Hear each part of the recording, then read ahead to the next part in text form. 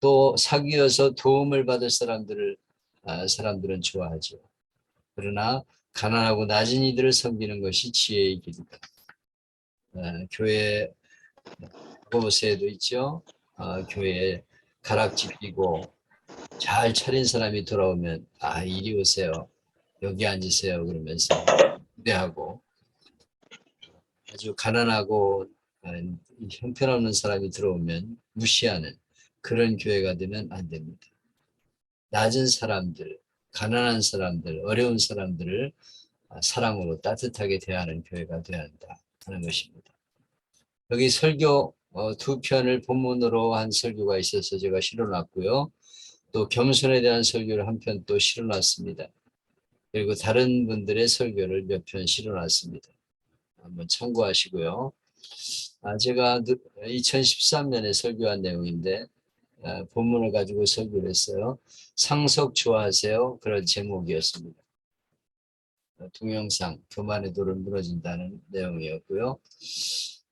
어느 병장이 쓴 글입니다. 제대 말년에 기미병이라는 쫄병이 자기네 우간에 들어와서 아주 기뻤죠. 잘 됐구나. 저는 부려먹어야 되겠다. 근데 일 시키려고만 하면 항상 기미병이 안 보여요. 김병 어디 갔어?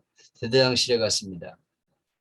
바둑을 잘 둬가지고 바둑광인 대대장이 김병을 불러서 갔다는 거예요. 그리고 바둑 두고 나서는 사과나 과자 같은 걸 들려서 보냈어요. 그래서 부대원들이 다 좋아했죠. 먹을 거가 최고잖아요. 근데 어느 날 불려간 이 김희정이 오랜 시간 돌아오지 않아요. 그래서 오늘 많은 걸 가지고 오겠지 하고 기대했는데 얻어 터져가지고 퉁퉁 부은 얼굴로 들어온 거예요. 그래서 야 과자는 어떻게 하고 얻어 터지고 들어오니? 그러니까 김희병이 하는 말이 바둑을 두던 대대장이 계속 치니까 화를 내면서 바둑판을 뒤엎더니 내가 몇 달 동안 너와 바둑 두었는데 한 번도 안 져주냐? 뭐 이런 놈이 있어 그러면서 30분간을 때렸다는 거예요. 그래서 고참들이 야 이 고문관아 군대는 요령으로 사는 건데 계속 이기만 하니까 얻어 터지지. 그러면서 또 때렸다는 거예요. 그러니까 김병이 울면서 하는 말이 저는 아마추어가 아니고 프로입니다. 그렇게 말하더래요. 프로의 자존심이 있어서 져줄 수가 없다. 그런 말이죠. 그래서 일단 대국을 하게 되면 자기도 모르게 승부욕이 살아나서 져줄 수가 없다고 말하더래요. 아무리 프로지만은 져준다고 세상 끝나는 거 아니잖아요. 겸손하지 못해서 화를 당한 거죠. 뭐 실력이 있어도 져줄 수 있잖아요. 아이고 제가 실수했습니다. 그러면서 적당히 두면 좋을 텐데 너무 이렇게 승부욕에 집착하다가 얻어맞기만 했다 하는 내용입니다.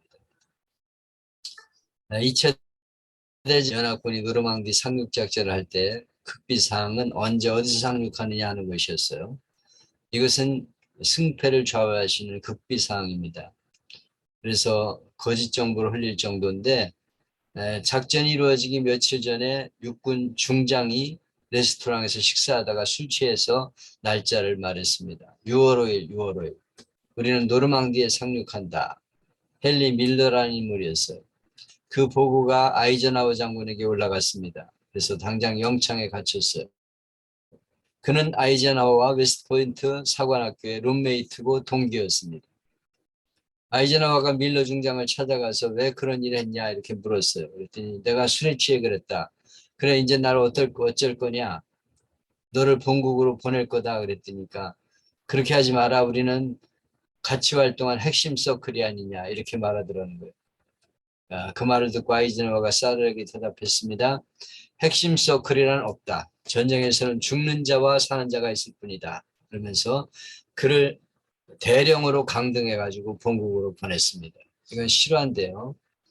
극비사항을 노출시키고 핵심 서클이라는 이유로 면책을 주장한다면 이것은 지도자 자격이 없는 거죠. 교만하다 망했습니다. 여기 본문 말씀은 하나님 나라의 원리를 비유해서 말씀한 거죠. 여기 보면 혼인잔치에 초청받은 사람이 상석에 앉았다. 그런데 주인이 와가지고 여기는 다른 분 앉아야 되니까 저리 가세요. 이렇게 말했다는 거죠. 하나님 나라도 이와 같다. 결론은 11절에 무릇 자기를 높이는 자는 낮아지고 낮추는 자는 높아지리라. 하나님 나라에서도 자기를 높이는 자는 낮아지고 낮추는 자가 높아진다. 이렇게 말씀하고 있습니다. 사회생활에서 실패하는 원인의 80%가 능력이 부족해서가 아니에요. 대인관계가 좋지 않기 때문입니다. 근데 제일 나쁜 것이 교만입니다. 성경은 높아지는 것을 틀렸다고는 말하지 않고 있었어요. 다만 교만한 것이 문제입니다. 누가 야고보는 주 앞에서 낮추라 그러면 주께서 너희를 높이시리라. 베드로전서 5장 5절에 서로 겸손으로 허리를 동이라. 하나님이 교만한 자를 대적하시되 겸손한 자에게 은혜를 주신다. 전에 블란스의 소르몬드 대학에서 교수 라비스 박사 50주년 기념식을 할 때 대통령이 뒷좌석에 앉아 있는 거예요. 그래서 사회자가 보고서 나와서 앞에 앉으시라고 하니까 나는 박사님의 제자로서 축하하러 이 자리에 온 것만도 영광입니다. 그러면서 사양했다는 거예요. 이런 자세가 필요한 것이죠. 항상 상석으로 앉아야 된다. 대통령이니까 맨 앞자리 상석에 앉아야 된다. 이게 바로 잘못된 자세죠. 잠언 25장에 보면 왕 앞에서 스스로 높은 채 하지 말라. 대인 자리에 서지 말라. 이렇게 말씀하고 있습니다. 사람들이 교만하다가 실패하게 되는 것이죠. 우리는 돈 벌었을 때, 성공했을 때, 벼슬 얻었을 때 잘못하면은 쉽습니다. 내가 잘나서 그렇게 된 것으로. 그래서 이스라엘 백성들에게 하나님은 이 은혜를 잊지 말라고 경고하셨죠. 신명기 8장에 보면 내가 먹어서 배불리고 아름다운 집을 짓고 거주하게 될 때, 우양이 번성하고 은금이 증식되며 소유가 풍부하게 될 때 내 마음이 교만하여 하나님 여호와를 잊어버릴까 하노라. 교만이 가장 큰 문제라고 말씀하고 있습니다. 이영희 목사님이라는 분이 다윗만한 교회에 장군 출신 교인이 있었는데 이분은 장군이라는 자존심 때문에 아무 일도 안 하고 갖고 있던 돈 다 까먹고 빈털터리가 되고 나서 빌딩 청소부로 시작해서 새벽 늦게 퇴근하면서 하는 말이 하나님이 내 자존심을 여지없이 부서뜨리신다. 울면서 간증하더라고 합니다. 높은 벼슬을 그만두고 나서 그것 때문에 교만한 사람들이 있어요. 내가 이래봐도 전에는 무엇이는데 하는 교만한 마음이 불행하게 만듭니다. 그래서 일도 안 하고 털어먹는 그런 사람들이 있어요. 러셀의 행복론이라는 책에 보면 행복하는 비결을 간단하게 말합니다. 행복은 무엇이냐? 자기를 겸허하게 평가하는 것이 행복의 원천이다. 다시 말하면 겸손할 때 행복하다는 거예요. 교만하기 때문에 불행하다는 것입니다. 여기 보면 사람이 누구나 높아지려고 하고 낮아지기를 원치 않죠. 예수님의 제자들도 마찬가지입니다. 예수님이 십자가를 지고 가리는데 제자들은 서로 높은 자리를 차지하고 논쟁을 벌여요. 예수님께 천국에서는 누가 크니까 이렇게 물었습니다. 그때 예수 어린아이가 되어라. 천국에서는 어린아이가 가장 크다고 말씀하셨죠. 섬기는 자가 가장 큰 자가 된다고 말씀하고 있습니다. 교회 안에서 누가 가장 큰 자냐? 하나님 보시기에는 섬기는 자가 가장 큰 자인 것이죠. 어느 하사관 이야기입니다.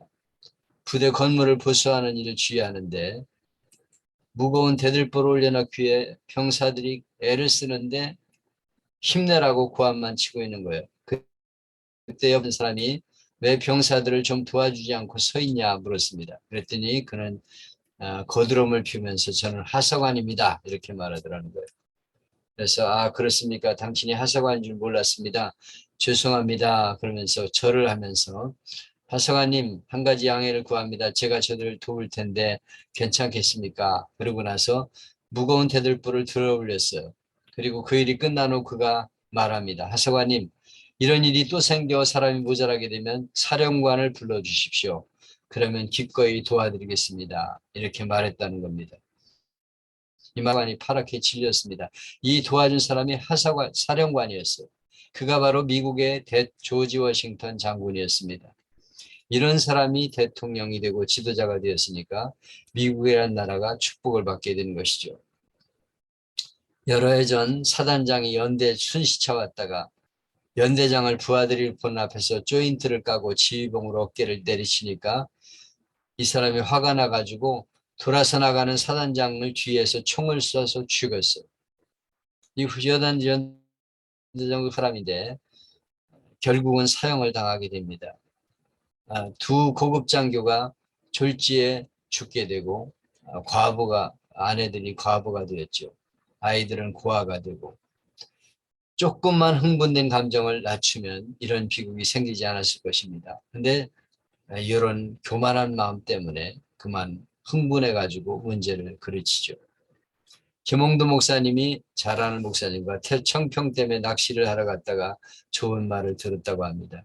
낚시하러 온 사람 중에는 돈 많은 부자도 있고 장군 같은 계급 높은 사람도 있고 회사 사장 회장도 네 허름한 옷차림에 번거지 같은 모자 쓴 사람도 우습게 보면 안 된다는 것이죠.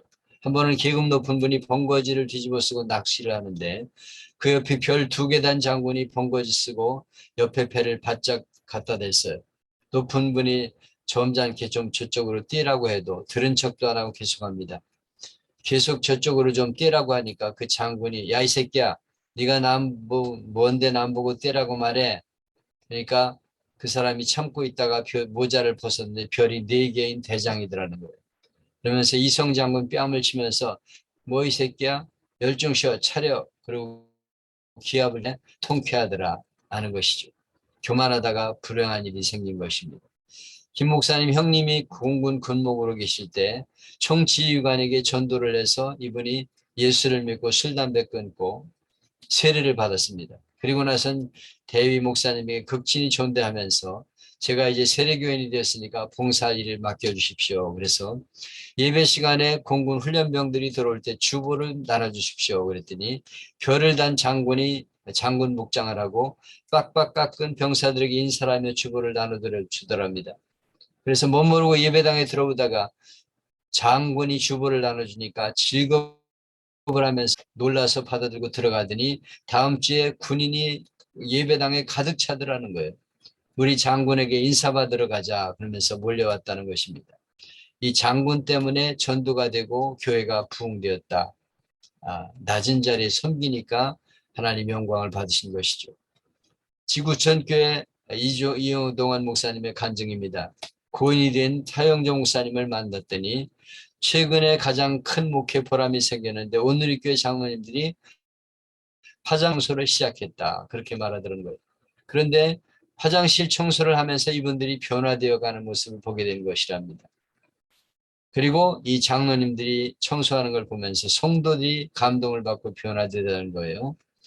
성경 공부만 해가지고는 변화되지 않던 분들이 겸손히 순종하면서 변화를 체험하게 되었다.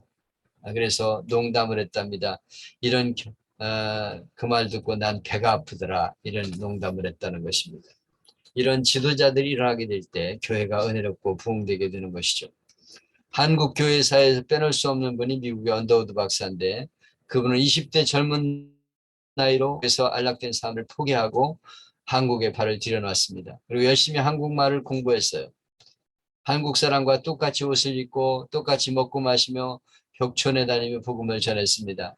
어느 날 시골 주막에서 저녁을 먹고 있을 때 마을 사람들이 구경하기 위해 몰려왔죠. 어떤 버릇없는 청년이 이렇게 말합니다.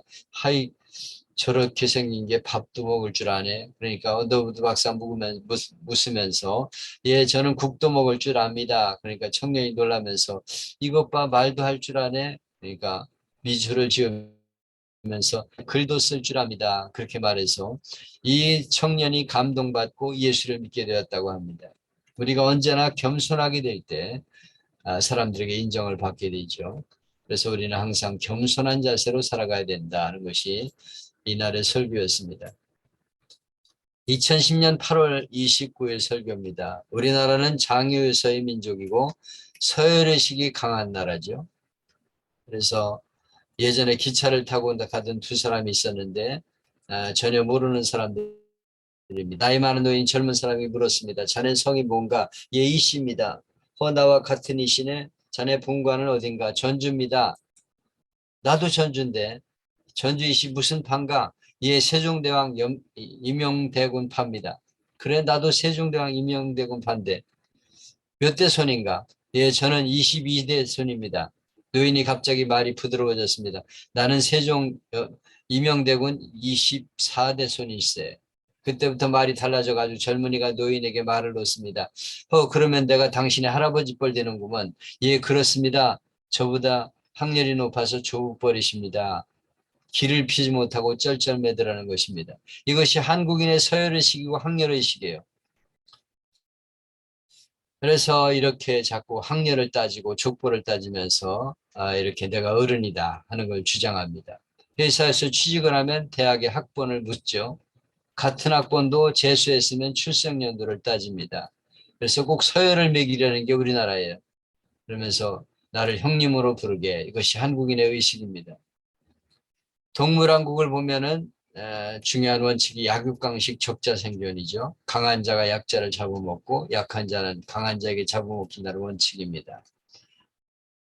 그러면 도태된다 하는 원칙이죠. 인간 사회도 이 원칙이 그대로 일어나고 있어요. 그래서 어떻게든 높아지려고 조기교육, 뭐 영재학원, 그래서 너도 나도 높아지려고 애를 씁니다. 그래서 막 새벽부터 저녁까지 부지런히 뛰면서 높아지려고 애를 쓰고 살아가요. 그런데 이와 반대로 주님께서는 낮아지라고 말씀하고 있어요. 오늘 본문 말씀에 잔치에 초대받은 사람이 낮아지는 사람이 되어야 한다고 말씀하고 있죠. 옛말에도 벼슬이 높을수록 낯이라는 격언이 있습니다. 무르익은 곡식일수록 이삭이 머리를 숙이죠. 목사님들이 월요일에 이 본문 말씀을 놓고 토의하는 중에 신일교회 김성은 장로님에 대한 얘기를 나눴어요. 이분은 장성 출신이고 국방장관을 지낸 분인데 교회에서는 얼마나 겸손한지 의원들이 대통령 모시듯이 당회장을 모셨다고 합니다. 그래서 이 교회가 은혜롭게 부흥됐는데 이광선 목사님이 총회장이 되었어요. 그런데 이 동료 목사님 중에 주님의 교회 부교역자를 섬기던 분이 그분이 담당하는 교구에 장관 3분이 계셨다고 합니다. 어느 날 기업인들 모임에 목사님이 가게 되었는데 정시의 약속 장소에 갔더니 모두들 앉지도 않고 서서 기다리더래요. 왜 앉지 않고 서 계시느냐 그랬더니 목사님이 안 오셨는데 우리가 어떻게 먼저 왔느냐 이렇게 말하더라는 것입니다. 젊은 부교역자한테 깍듯이 대접을 해서 감동을 받았다.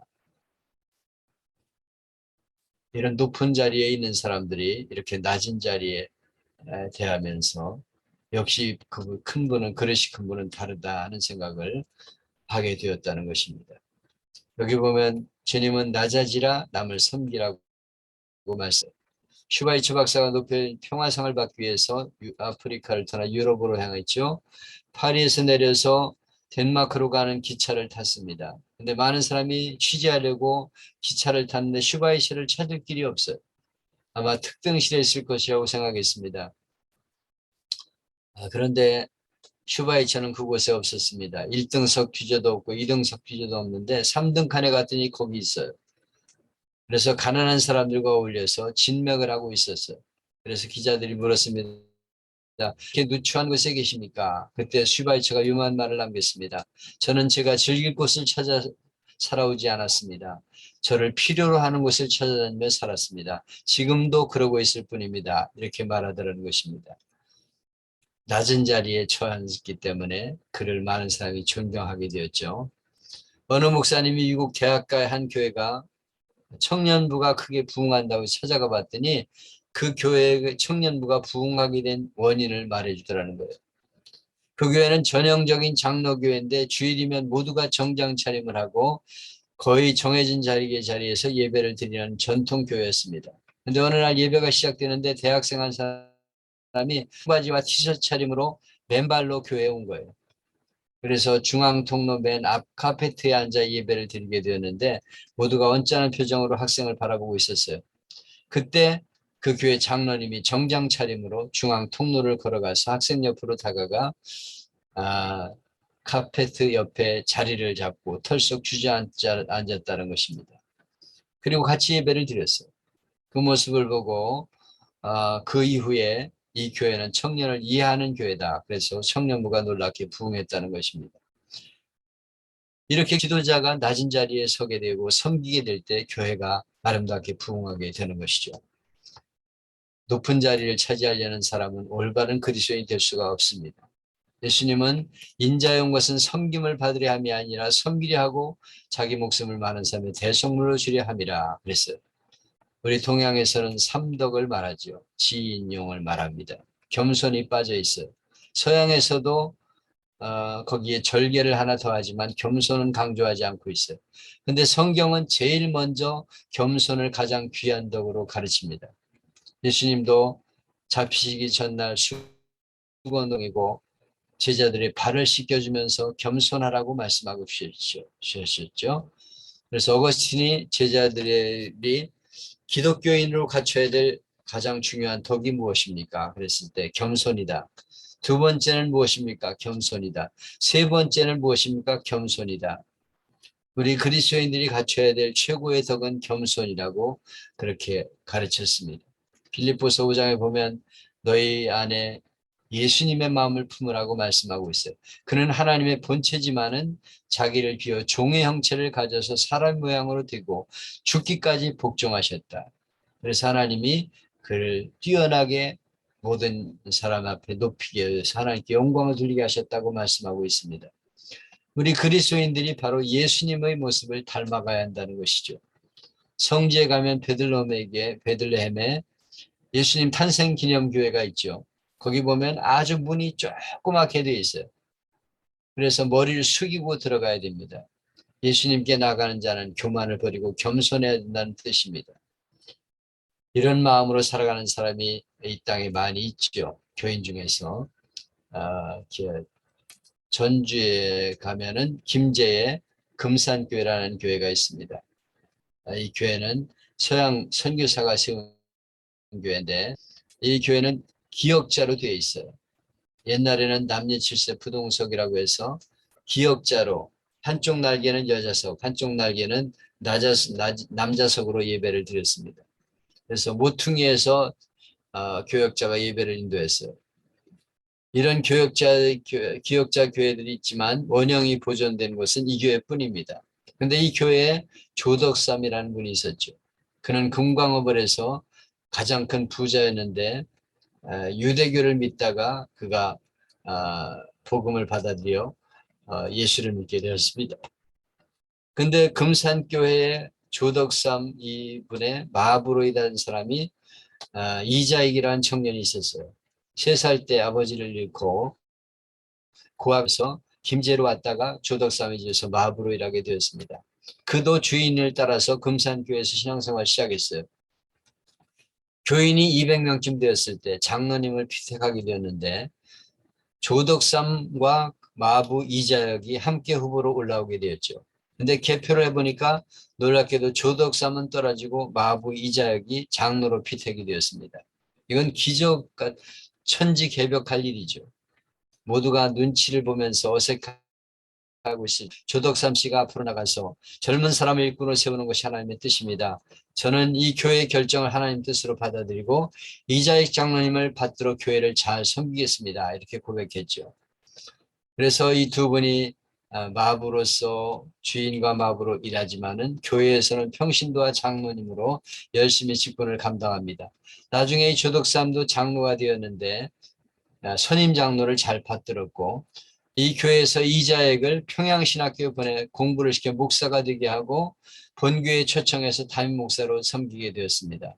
그래서 이 훌륭한 장로님에 의해서 한국교 역사상 총회장에 3번 당선되는 역사적 인물이 되었어요. 이렇게 총회장에 3번 당선된 분은 이 이자익 목사님밖에 없습니다. 그래서 우리가 여기 방문을 해가지고 교역자들과 함께 은혜를 받았는데 이자익 목사님도 훌륭하지만은 조덕삼 장로님이 훌륭하다는 것입니다. 그의 손자가 조세영 장로였는데 대를 이어서 금산교회 9대 장로로 봉사하고 있다는 것입니다. 어느 군부대에서 주일마다 성전 입구에서 장병들의 허리를 굽혀 깍듯이 인사하며 주번한 별을 단 장군이 계셨어요. 아까 한 예화입니다. 그래서 이 한 사람 때문에 부대가 복음화되고 부흥되는 역사가 일어났다는 것입니다. 오늘 교회의 참 일꾼의 모습은 겸손한 사람이 되는 것입니다. 이런 사람이 교회 장로가 되고 집사가 되고 권사가 되어야 합니다.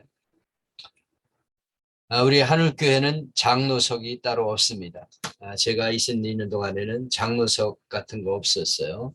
그리고 3부 예배 시간에는 장로들만 기도하고 이런 거 하는 교회들이 많은데 우리 하늘교회에서는 장로님들만 기도하지 않았습니다. 남자든 여자든 재직이든 누구나 대표 기도를 했어요. 어느 예배나 귀한 거지 3부 예배는 귀해서 장로님들이 기도하고 다른 예배는 집사가 기도하고 이건 특권의식입니다. 이걸 없애야 돼요. 이런 교회가 한국에 별로 없습니다. 잘못하면 순수성을 잃어버리고 교만해지기 쉬워요. 그래서 어른 대접을 오래 받으면 겸손을 잃기가 쉬워요. 그래서 제가 계속해서 그걸 강조했습니다. 장로석을 준다든가 수석장로 이런 계급적인 단어를 쓰지 않았습니다. 근데 장로님들이 뜻을 따라서 계속 그렇게 따라주었습니다. 요새는 변했어요. 그래서 우리 후임 목사가 3부 예배는 장로들이 기도를 시키더라고요. 내가 은퇴를 했기 때문에 못마땅해도 그냥 내버려 둡니다. 그런데 바로 이 교회의 장로 때문에 장로 제도 때문에 교회가 문제가 되는 경우가 너무 많죠. 그래서 윗자리에서 일할수록 겸손하기를 힘써야 된다. 여전도회 남성교회 회장분의 분은 고문으로 앉아 있어서는 안 된다는 거죠. 회장을 했지만 서기도 하고 회계도 하고 가장 낮은 자리에서 섬기의 본이 되어야 하는 것이 우리가 해야 될 자세다. 예비교회도 선교의 유명한 지도자 한 사람인 론세니가 한 젊은 제자에게 제자 훈련을 시켰어요. 종에 대한 훈련을 받았죠. 선생님, 제가 그리스도인이 참된 종이 되었다는 것을 어떻게 할 수 있습니까? 그때 론세니는 그에게 말했습니다. 지금은 모르네. 그런데 다른 사람이 자네를 종으로 취급할 때 자네가 어떻게 반응하는가를 보면 알 수 있다네. 네가 나를 무시를 낸다면 아직도 너는 종이 되지 못한 거야. 남들이 무시하고 종 취급을 할 때도 나는 종입니다. 이렇게 인정할 수 있다면 자네는 진정한 종이 된 것이네. 이렇게 말했다고 합니다. 해방 이후에 한 미국의 유학생 1호를 기록한 젊은이가 미국에서 박사학위를 받고 한국에 돌아오게 되었습니다. 논문을 쓰다 말고 지도교수를 찾아갔죠. 제 조국에 전쟁이 일어났습니다. 지금 죽어가고 있는데 박사학위가 무슨 가치가 있겠습니까? 저는 돌아가겠습니다. 아니 몇 달이면 학위가 나올 텐데 조금 더 참지 그래. 저는 조국으로 돌아갑니다. 그리고 국방부로 들어가 지원 입대를 요청했는데 나이가 많아서 군대에서 안 받아줬어요. 그러니까 그는 전쟁터로 뛰어 들어가서 버려진 아이들을 모아 감자를 삶아 먹으며 고아원을 만들었어요. 선교사들이 버린 시골 고등학교를 얻어가지고 학생들을 불러 모아 공부를 가르치기 시작했는데 때마침 숭실대학에서 이런 분이 한국에 왔다는 것을 알고 부총장으로 청빙을 했어요.